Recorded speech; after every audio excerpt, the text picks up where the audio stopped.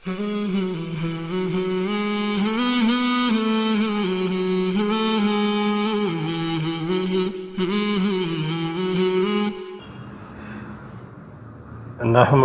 نصلی علی رسولہ الکریم اما بعد فاعوذ باللہ من الشیطان الرجیم بسم اللہ الرحمن الرحیم۔ محترم ناظرین، السلام علیکم ورحمۃ اللہ وبرکاتہ۔ ہمارے آقا صلی اللہ علیہ وآلہ وسلم کا فرمان ہے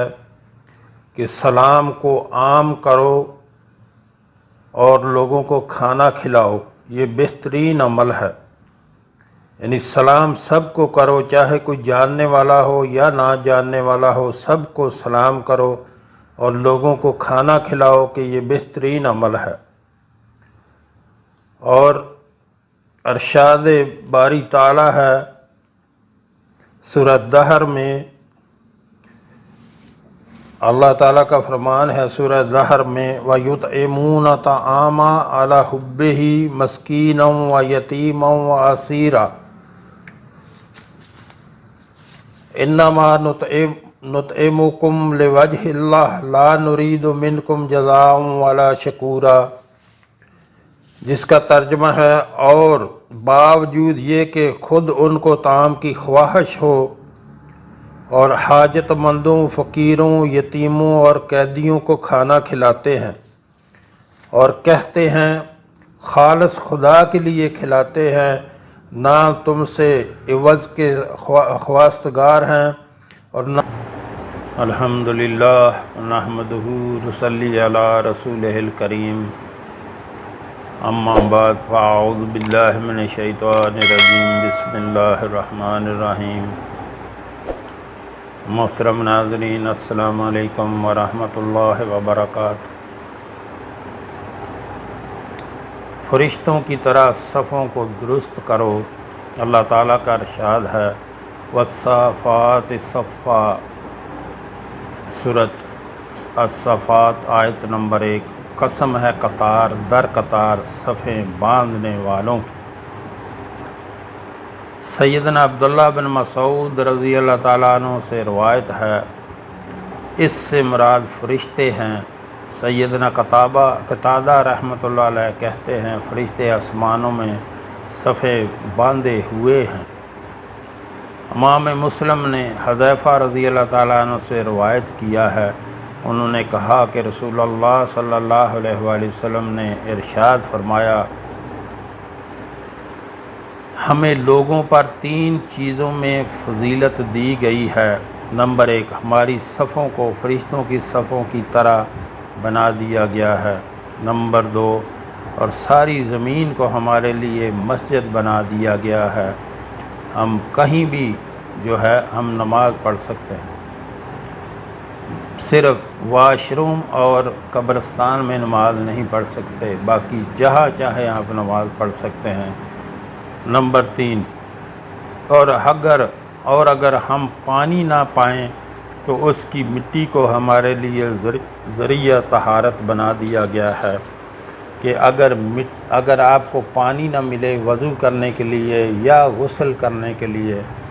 تو آپ جو ہے پاک مٹی سے اس سے تیمم کریں، تو آپ کا وضو بھی ہو گیا، آپ کا غسل بھی ہو گیا۔ سیدنا جابر بن سمرہ رضی اللہ تعالیٰ عنہ سے روایت ہے، انہوں نے عرض کیا، رسول اللہ صلی اللہ علیہ وآلہ وسلم نے ارشاد فرمایا، تم اس طرح صفیں کیوں نہیں بناتے جس طرح فرشتے اپنے رب کے پاس صفیں بناتے ہیں؟ ہم نے عرض کیا، فرشتے اپنے رب کے پاس کس طرح صفیں بناتے ہیں؟ آپ صلی اللہ علیہ وآلہ وسلم نے ارشاد فرمایا کہ وہ پہلے اگلی صفوں کو پورا کرتے ہیں اور وہ صف کو سیسہ پلائی ہوئی دیوار کی طرح بناتے ہیں۔ یعنی اتنی اچھی ترتیب سے صفیں بناتے ہیں فرشتے۔ صف بندی کے متعلق امام ابو حنیفہ رحمۃ اللہ علیہ کا جو موقف ہے، ابراہیم نحوی رحمۃ اللہ علیہ فرماتے ہیں، صفیں اور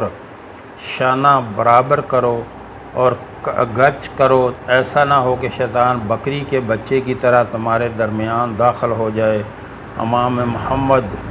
رحمۃ اللہ علیہ کہتے ہیں ہم بھی اسی کو لیتے ہیں کہ صف میں خلل چھوڑنا درست نہیں، یعنی کہ بیچ میں خالی جگہ چھوڑنا درست نہیں جب تک ان کو درست نہ کر لیا جائے، اور امام ابو حنیفہ رحمۃ اللہ علیہ کا بھی یہی قول ہے۔ صفوں کی ترتیب اور مسائل سیدنا انس رضی اللہ تعالیٰ عنہ سے مروی ہے، رسول اللہ صلی اللہ علیہ وآلہ وسلم نے ارشاد فرمایا، پہلے اول صف کو پورا کرو، پھر اس کو جو پہلے کے نزدیک ہو، یعنی اس کے پیچھے جو صف ہے اس کو پورا کرو، اسی طرح جتنی صفیں ہوں ان کو پورا کرتے جائیں۔ اور امام کے پیچھے وہ مرد کھڑے ہوں جو دینی اعتبار سے زیادہ عقل مند ہیں، تاکہ وہ بھولنے پر یاد کرا سکیں اور کوئی مشکل پیش آنے پر امام بن سکے۔ چنانچہ رسول اللہ صلی اللہ علیہ وآلہ وسلم نے ارشاد فرمایا، میرے قریب وہ لوگ کھڑے ہوں جو سب سے زیادہ سمجھدار اور عقل مند ہیں، پھر وہ کھڑے ہوں جو ان کے قریب ہیں، پھر وہ جو ان کے قریب ہیں، یعنی کہ نماز پڑھتے وقت جو ہے امام کے پیچھے جب وہ کھڑے ہوں تو وہ لوگ کھڑے ہوں جو سمجھدار ہوں، عقل مند ہوں، جو دین کو سمجھتے ہوں کہ جہاں کبھی امام بھولے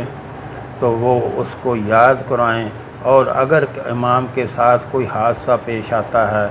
وہ نماز جو ہے پوری نہیں کر سکتا کسی وجہ سے، تو پھر وہ امام بن سکے اور امام کی جگہ پہ کھڑا ہو کر نماز پوری کر سکے۔ ایسے لوگوں کو امام کے پیچھے بالکل کھڑا ہونا چاہیے۔ میرے قریب اگر عورتوں کے لیے الگ انتظام نہ ہو تو مردوں اور بچوں کے بعد عورتوں کی صف بنائی جائے گی۔ یاد رہے اگر بچے مردوں کے ساتھ کھڑے ہو جاتے ہیں تو یہ بھی جائز ہے، جیسا کہ صحیح بخاری میں ہے، سیدنا ابن عباس رضی اللہ تعالیٰ عنہ نے تنہا ہونے کی وجہ سے نبی کریم صلی اللہ علیہ وسلم کے ساتھ کھڑے ہو کر نماز پڑھی۔ اس حدیث میں یہ بھی پتہ چلا کہ 2 آدمیوں کی جماعت کے وقت امام بائیں طرف اور مقتدی اس کے دائیں طرف کھڑا ہوگا۔ محترم ناظرین، یہاں آپ سے گزارش کرنا چاہوں گا، ہمارے ہاں دن کے ٹائم میں ایک دسترخوان چلایا جاتا ہے جو کہ فری آف کاسٹ، بلا معاوضہ کوئی بھی اس میں کھانا کھا سکتا ہے۔ ہمارے آقا صلی اللہ علیہ وآلہ وسلم کا فرمان ہے کہ سلام کو عام کرو، یعنی سب کو سلام کرو، کوئی جاننے والا ہو یا نہ جاننے والا ہو، سب کو سلام کرو اور لوگوں کو کھانا کھلاؤ، سلامتی کے ساتھ جنت میں داخل ہو جاؤ گے۔ تو جو ہمارے بہن بھائی ملک میں یا ملک سے باہر، مثلا امریکہ، کینیڈا، برطانیہ، خلیجی ریاستوں میں، یورپی ممالک میں رہتے ہیں، اللہ نے ان کو اپنے فضل سے بہت نوازا ہوا ہے، ان سے گزارش کروں گا کہ آپ بھی اس کار خیر میں اپنا حصہ ضرور ڈالیں، تاکہ یہ آپ کے تعاون اور اللہ کے کرم سے ہمیشہ چلتا رہنا چاہیے۔ یاد رکھیں، جو آپ نے اللہ کے راستے پہ خرچ کر دیا تو اللہ اس کو دنیا میں بھی کئی 100 گنا بڑھا کر واپس کر دیتا ہے اور وہ آخرت کا ذخیرہ بن جاتا ہے۔ جو آپ نے دنیا پہ خرچ کر دیا وہ ضائع ہو گیا، جو اللہ کے راستے پہ خرچ کر دیا وہ باقی بچ گیا، وہ ہمیشہ کے لیے آخرت کا ذخیرہ بن گیا۔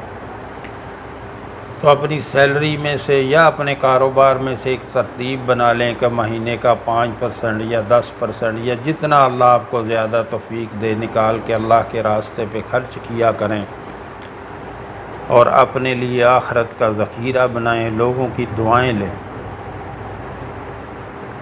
نیچے ویڈیو میں میرا واٹس ایپ نمبر چل رہا ہے، اس پہ رابطہ کر کے آپ طریقہ کار پوچھ سکتے ہیں۔ اللہ ہم سب کو نیک عمل کی توفیق عطا فرمائے۔